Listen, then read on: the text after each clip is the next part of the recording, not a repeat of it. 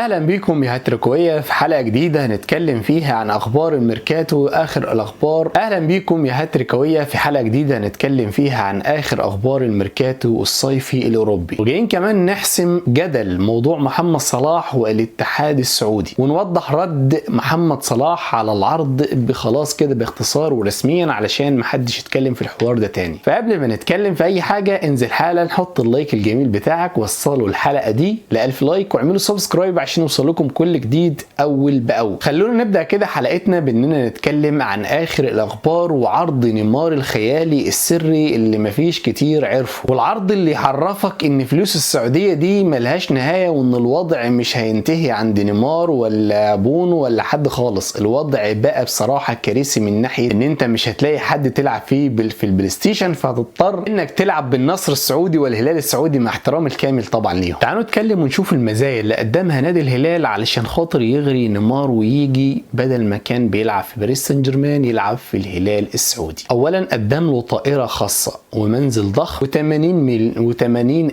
ألف يورو لأي مباراة ينتصر فيها النصر الهلال السعودي، و500 ألف يورو لأي منشور أو قصة أو أي إعلان يروج فيه نيمار على صفحته الشخصية على فيسبوك لنادي الهلال. كل كورة هيسجلها ثابتة طبعا من ضربة حرة مباشرة نيمار مع الهلال هياخد 50 ألف يورو. في أي مباراة مش هيحصل فيها نيمار على إنذار هياخد 40 ألف يورو. حوار لا مثيل له، واغراءات انا ما شفتهاش مع كريستيانو ولا مع ميسي ولا مع اي حد. اي ضربة جزاء هيتسبب فيها نيمار مع نادي الهلال هياخد 20 ألف يورو. انا قلت لك ان اي ركلة جزاء هيتسبب فيها هياخد مبلغ، لكن اي هدف هيسجله نيمار مع الهلال هياخد 30 ألف يورو، واي اسيست يعمله نيمار هياخد 15 ألف يورو. الحوار فوق ما تتخيل على الاطلاق. ده غير ان انا ما قلتلكش العرض اصلا بكام. نيمار في العام مع الهلال هياخد 657 مليون،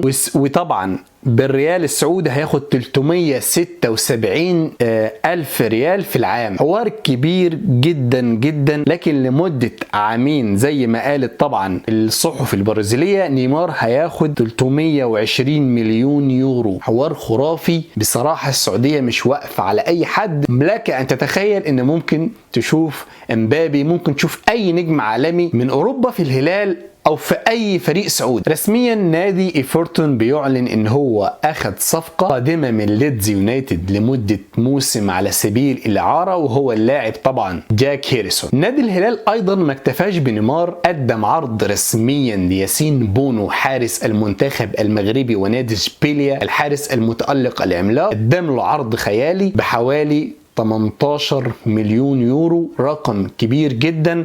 واعتقد انه تم الاتفاق ما بين طبعا نادي الهلال ونادي اشبيليا على العرض، واللاعب موافق ومرحب جدا. ويمكن تكون المباراة النهارده الختامية مع اشبيليا امام مانشستر سيتي في كاس السوبر الاوروبي لياسين بونو. عقد اللاعب او الحارس هيكون لمدة 3 مواسم مع الهلال. فاضل فقط الإعلان عن الصفقة، فاضل فقط الإجراءات الطبية والفحص الطبي لياسين بونو ياسين بونو ويكون مع الهلال السعودي. حرفيا نادي الهلال غير شكل. رسميا نادي المدفعجية نادي أرسنال بيتلقى ضربة قوية النهاردة موجعة ليه في بداية الموسم الحماسي اللي بيعمل فيه بداية كويسة، وهي إصابة لاعبه تيمبر بالرباط الصليبي، واللي هيغيب عن فترة كبيرة جدا ويعتبر كده يعني موسمه انتهى قبل ما يبدأ. ندخل بقى نتكلم في حوار محمد صلاح اللي الناس كلها اتكلمت النهارده وقالت لك ان صلاح وافق بشكل رسمي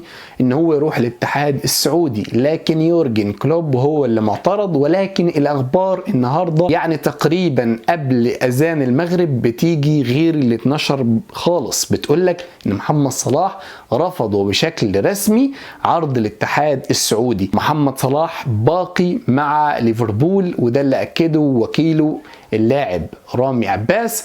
واللي اكد اكثر من كده ان صلاح في التدريبات النهارده مع الريدز مع ليفربول مبسوط والدنيا فل ومفيش اي حاجه من ده كله.